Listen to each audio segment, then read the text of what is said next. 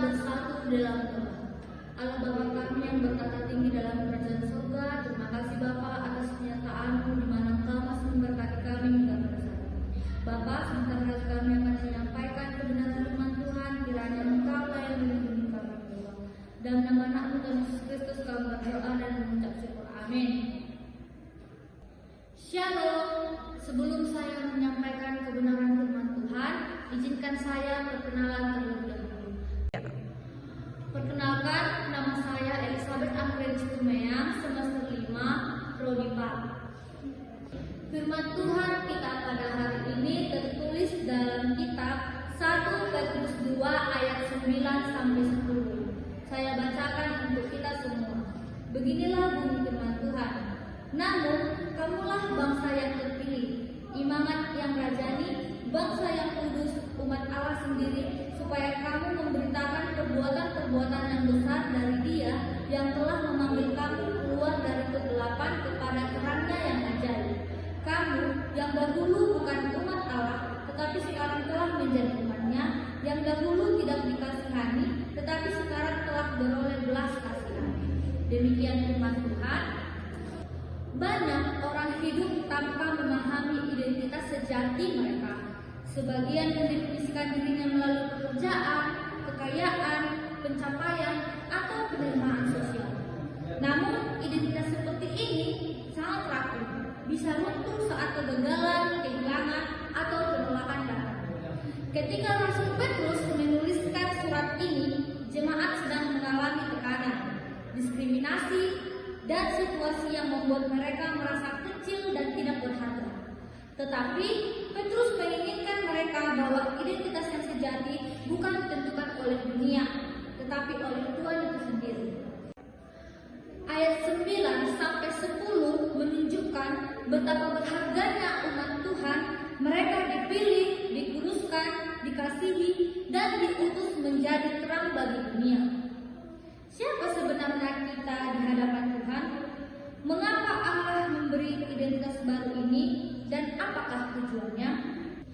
Untuk memahami kebenaran ini dengan lebih dalam, mari kita melihat 3 identitas utama yang Allah berikan kepada kita melalui 1 Petrus 2 ayat 9 sampai 10. Yang pertama adalah kita adalah umat pilihan yang hidup dalam kasih karunia Allah yang tertulis dalam ayat 9. Petrus menyebut jemaat sebagai bangsa yang terpilih. Kata ini mencerminkan pemilihan Allah yang penuh kasih, bukan karena jasa atau nilai manusia, tetapi karena anugerah semata. Seperti Israel dahulu, gereja kini dipilih untuk menjadi milik Allah, bukan pilihan yang sembarangan, tetapi bagian dari rencana pengalaman. Bayangkan, seorang pelatih memilih pemain paling berbakat untuk tim nasional. Namun Allah justru memilih orang lemah, sederhana, dan biasa untuk menunjukkan kuasanya. Pemilihan Allah bukan seperti seleksi berdasarkan prestasi, tetapi berdasarkan kasih.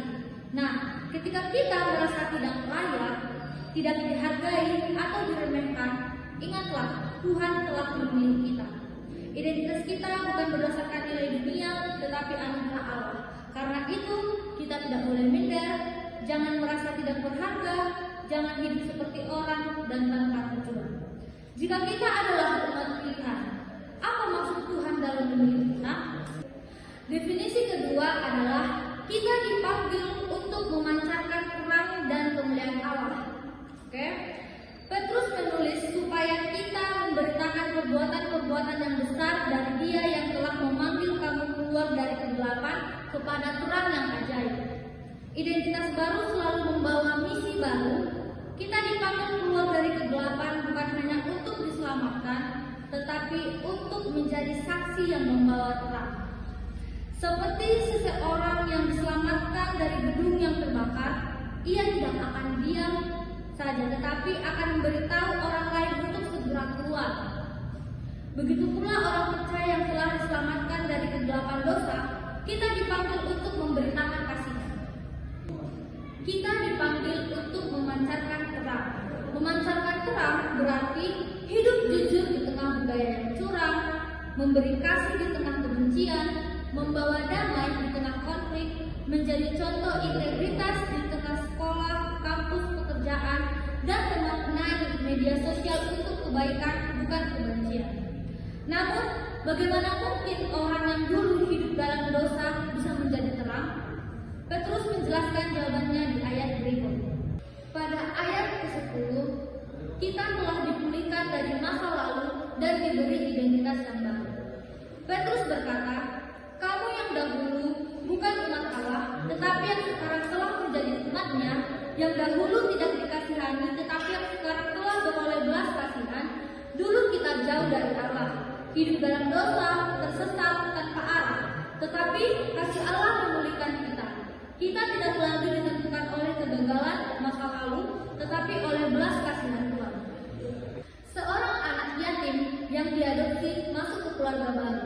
Ia menerima nama baru, perlindungan baru, dan kasih baru. Ia tidak lagi hidup sebagai anak terlantar, tetapi sebagai anak yang dipilih. Begitulah yang Tuhan lakukan bagi kita. Stop hidup dalam rasa bersalah dan penyesalan. Masa lalu kita tidak menentukan masa depan kita. Allah telah mengangkat kita, maka hiduplah sesuai identitas baru itu, sebagai anak Allah, sebagai umat yang dikasihi, dan sebagai saksi bagi Kristus. Setelah memahami identitas kita sebagai umat pilihan, saksi terang dan menerima belas kasihan, mari kita sentuhkan pesan firman Tuhan ini. 1 Petrus 2 ayat 9-10 mengingatkan kita bahwa kita dipilih oleh Allah. Kita dipanggil untuk memancarkan terang dan kita dipulihkan dari masa lalu. Dunia mungkin berkata kita tidak cukup hebat, tidak layak atau tidak berharga. Tetapi Tuhan berkata, kamu adalah umatku. Ketika kita memahami identitas sejati ini, kita tidak lagi hidup dalam ketakutan, keraguan, atau kegelapan. Kita hidup sebagai terang yang membawa harapan bagi dunia. Hari ini Tuhan memanggil kita untuk